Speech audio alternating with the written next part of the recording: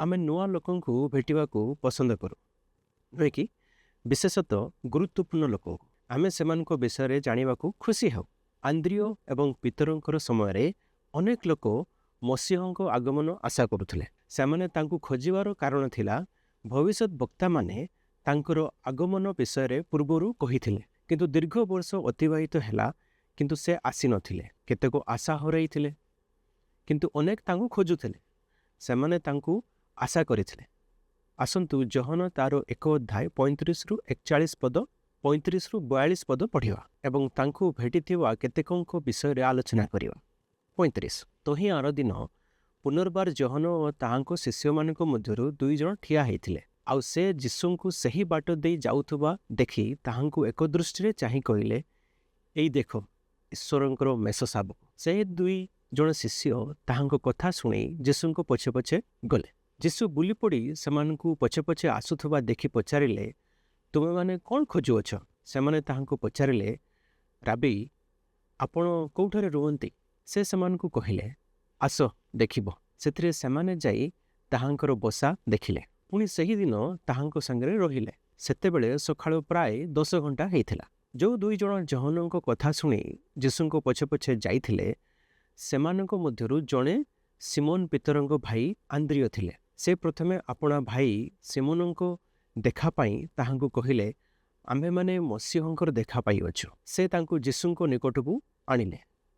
ଯୀଶୁ ତାଙ୍କୁ ଏକ ଦୃଷ୍ଟିରେ ଚାହିଁ କହିଲେ, ତୁମେ ଜହନଙ୍କ ପୁତ୍ର ସିମୋନ, ତୁମେ କେଫା ନାମରେ ଖ୍ୟାତ ହେବ।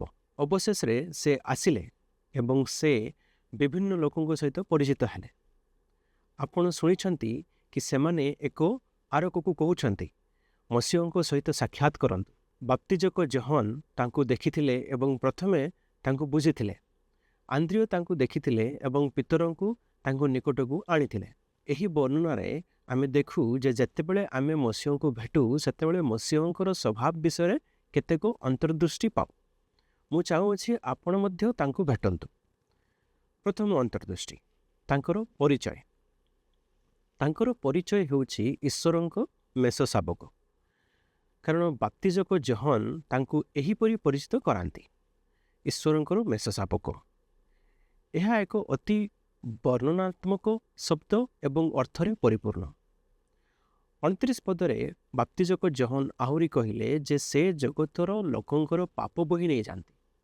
ଏହାର କାରଣ ଈଶ୍ୱରଙ୍କ ମେଷ ଶାବକ ଶବ୍ଦଟି ଅର୍ଥରେ ପରିପୂର୍ଣ୍ଣ ଅଟେ। ଆମେ ସମସ୍ତେ ପାପ କରିଅଛୁ। ଆମେ ସମସ୍ତେ ଈଶ୍ୱରଙ୍କ ଗୌରବରୁ ଉଣା ପଡ଼ିଅଛୁ। ଆମେ ଏ ବିଷୟରେ କ'ଣ କରିବା? ଈଶ୍ୱର କିଛି ନ କଲେ ଆମେ କିଛି କରିପାରିବା ନାହିଁ ଏବଂ ସେ କିଛି କରିଛନ୍ତି। ସେ ଈଶ୍ୱରଙ୍କ ମେଷ ଶାବକକୁ ପଠାଇଛନ୍ତି ଯେପରି ସେ ଜଗତର ପାପ ବୋହି ନେଇଯିବେ। ତଥାପି ମୁଁ ଆପଣଙ୍କୁ ଆହୁରି କିଛି ଦେଖାଇବାକୁ ଚାହୁଁଅଛି। ବାପ୍ତିଜକ ଜହନ ତାଙ୍କର 2 ଜଣ ଶିଷ୍ୟକୁ ଯୀଶୁଙ୍କ ସହିତ ପରିଚୟ କରାଇଥିଲେ। ବାପ୍ତିଜକ ଜହନଙ୍କର ଶିଷ୍ୟମାନେ ଥିଲେ ଯେଉଁମାନେ ତାଙ୍କୁ ଅନୁସରଣ କରୁଥିଲେ ଏବଂ ତାଙ୍କର ଶିକ୍ଷା ଶୁଣୁଥିଲେ। ଯେତେବେଳେ ସେହି 2 ଜଣ ବ୍ୟକ୍ତି ବୁଝିଲେ ଯେ ଯୀଶୁ ଈଶ୍ୱରଙ୍କ ମେଷ ଶାବକ ଅଟନ୍ତି, ସେମାନେ ଯୀଶୁଙ୍କୁ ଅନୁସରଣ କଲେ। ଯୀଶୁ ଈଶ୍ୱରଙ୍କ ମେଷ ଶାବକ, 2 ଜଣ ଶିଷ୍ୟ ତାହାଙ୍କର ଅନୁସରଣ କରୁଛନ୍ତି। ମୁଁ ଆପଣଙ୍କୁ ଏପରି ଭାବରେ ତାଙ୍କୁ ଖୋଜିବାକୁ ଚାହୁଁଅଛି। ସେ ଈଶ୍ୱରଙ୍କର ମେଷ ଶାବକ ଏବଂ ଲୋକମାନେ ତାହାଙ୍କର ଅନୁସରଣ କରିବାକୁ ସେ ଯୋଗ୍ୟ ଅଟନ୍ତି। ସେମାନେ ତାଙ୍କୁ ଅନୁସରଣ କଲେ ଏବଂ ଯେତେବେଳେ ସେମାନେ ତାଙ୍କୁ ଅନୁସରଣ କଲେ, ସେ ଫେରି ପଚାରିଲେ, ତୁମେ କ'ଣ ଚାହୁଁଛ? ସେମାନେ କହିଲେ, ଆମେ ଜାଣିବାକୁ ଚାହୁଁଛୁ ଯେ ଆପଣ କେଉଁଠାରେ ରହୁଛନ୍ତି। ଦ୍ୱିତୀୟ ଅନ୍ତର୍ଦୃଷ୍ଟି, ତାଙ୍କର ନିମନ୍ତ୍ରଣ। ଆସ ଆସ ଏବଂ ଦେଖ। ଏହା ସେମାନଙ୍କର ଉତ୍ସୁକତା ବଢ଼ାଇ ଦେଇଥିଲା। ସେମାନେ ତାଙ୍କ ବିଷୟରେ ଅଧିକ ଜାଣିବାକୁ ଚାହୁଁଥିଲେ। ସେମାନେ ତାଙ୍କ ସହିତ ଅଧିକ ନିକଟତର ହୋଇ ପରିଚିତ ହେବାକୁ ଚାହୁଁଥିଲେ। ତେଣୁ ଯେତେବେଳେ ସେମାନେ ତାହାଙ୍କର ଅନୁସରଣ କଲେ ଏବଂ ସେ ସେମାନଙ୍କୁ ପଚାରିଲେ ଯେ ସେମାନେ କ'ଣ ଚାହାନ୍ତି, ସେମାନେ କହିଲେ, ଆପଣ କେଉଁଠାରେ ରହୁଛନ୍ତି? ଏହି ପ୍ରଶ୍ନରେ କିଛି ଆଗ୍ରହର ବିଷୟ ଅଛି। ସେମାନେ ମନେ କରୁଥିଲେ ଯେ ଯଦି ସେମାନେ ଜାଣିପାରନ୍ତି ଯେ ସେ କେଉଁଠାରେ ବାସ କରୁଛନ୍ତି, ସେମାନେ ତାଙ୍କ ବିଷୟରେ ଅଧିକ ଜାଣିପାରିବେ। ତାହା ସତ୍ୟ ବି ଥିଲା। ଏହା ଆଜି ମଧ୍ୟ ସତ୍ୟ ଅଟେ। ଯଦି ଆପଣ କୌଣସି ବ୍ୟକ୍ତିଙ୍କ ଘର ଖୋଜି ତାହା ପାଇପାରନ୍ତି ଆପଣ ତାଙ୍କ ବିଷୟରେ ଅଧିକ ଜାଣିପାରିବେ। ସେମାନଙ୍କର ପ୍ରଶ୍ନ ଏକ ସ୍ୱାଭାବିକ ପ୍ରଶ୍ନ ଥିଲା। ତାଙ୍କର ଉତ୍ତର ଲକ୍ଷ୍ୟ କରନ୍ତୁ, ଆସ ଏବଂ ଦେଖ। ଏହା ତାଙ୍କର ନିମନ୍ତ୍ରଣ ଥିଲା, ଆସ ଏବଂ ଦେଖ। ତାହା ଦୟାର ବିଷୟ ନୁହେଁ କି? କେତେକ ଲୋକ ତାଙ୍କ ଘର ଚାରିପଟେ ବାଡ଼ ଦିଅନ୍ତି, ସେମାନଙ୍କ ଗୃହରକ୍ଷୀ ଥାଏ, କୁକୁର, ମଣିଷ ଏବଂ ମେସିନ୍ ଗନ୍ ଗୁଡ଼ିକ ଥାଏ। କିନ୍ତୁ ଯୀଶୁ ଖ୍ରୀଷ୍ଟ ଏପରି ନଥିଲେ। ତାଙ୍କର ନିମନ୍ତ୍ରଣ ଆଜି ମଧ୍ୟ ଭଲ ଅଟେ। ସେ ଆପଣଙ୍କୁ କହିବାକୁ ଚାହୁଁଛନ୍ତି, ଆସ ଏବଂ ଦେଖ। ମୁଁ ସେହି ନିମନ୍ତ୍ରଣକୁ ଆପଣଙ୍କୁ ପୁନର୍ବାର କହିବା ପାଇଁ ଚାହୁଁଅଛି, ଆସନ୍ତୁ ଏବଂ ଦେଖନ୍ତୁ। ତୃତୀୟ ଅନ୍ତର୍ଦୃଷ୍ଟି, ତାଙ୍କର ପରିଚୟ। ଯେତେବେଳେ ଜୋହନ୍ ଯୀଶୁଙ୍କ ସହିତ ଆନ୍ଦ୍ରିଓଙ୍କୁ ପରିଚୟ କରାଇଲେ, ସେ ସମୟରେ ଆନ୍ଦ୍ରିଓ ସେହି 2 ଜଣ ଶିଷ୍ୟଙ୍କ ମଧ୍ୟରୁ ଜଣେ ଥିଲେ। ସେ ଜୋହନଙ୍କଠାରୁ ଶୁଣିଥିଲେ ଏବଂ ସେ ଯୀଶୁଙ୍କୁ ଅନୁସରଣ କଲେ। ସେ ସମ୍ପୂର୍ଣ୍ଣ ଭାବରେ ହୃଦବୋଧ କଲେ ଯେ ପ୍ରକୃତ ମସିହା ପାଇଛନ୍ତି। ତେଣୁ ସେ ତାଙ୍କର ଭାଇ ସିମୋନ ପିତରଙ୍କୁ ଖୋଜିବାକୁ ଗଲେ।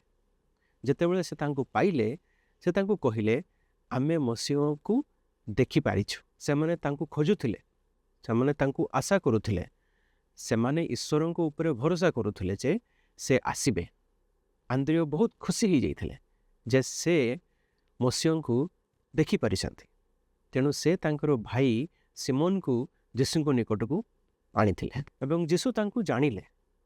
ଯୀଶୁ ତାଙ୍କୁ ଜାଣିଲେ ଏବଂ କହିଲେ, ତୁମେ ହେଉଛ ଜୁନସ୍ଙ୍କ ପୁତ୍ର ସିମୋନ, ତୁମେ କେଫା ନାମରେ ପରିଚିତ ହେବ।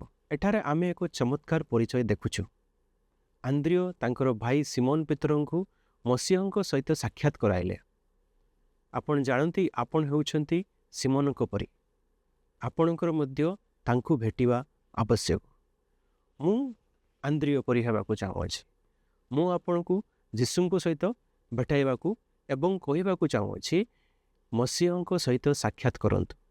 ସେ ହେଉଛନ୍ତି କେବଳ ଜଣେ ପ୍ରକୃତ ମସିହା, ଈଶ୍ୱରଙ୍କର ଅଭିଷିକ୍ତ।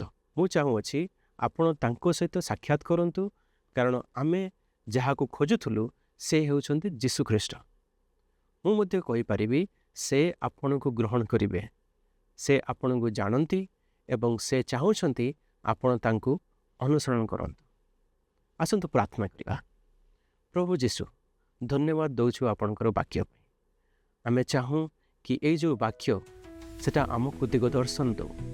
ଆମେ ଚାହୁଁ ଯେତେବେଳେ ଆମେ ଆପଣଙ୍କର ବାକ୍ୟ ପଢ଼ିବୁ, ଆପଣ ଆମର ଜୀବନକୁ ଆଗେଇ ନିଅନ୍ତୁ ଓ ଦର୍ଶନ ଦିଅନ୍ତୁ। এই ছোট ପ୍ରାର୍ଥନା ପ୍ରଭୁ ଯୀଶୁଙ୍କ ନାମରେ ମାଗୁଅଛୁ, ଆମେନ୍।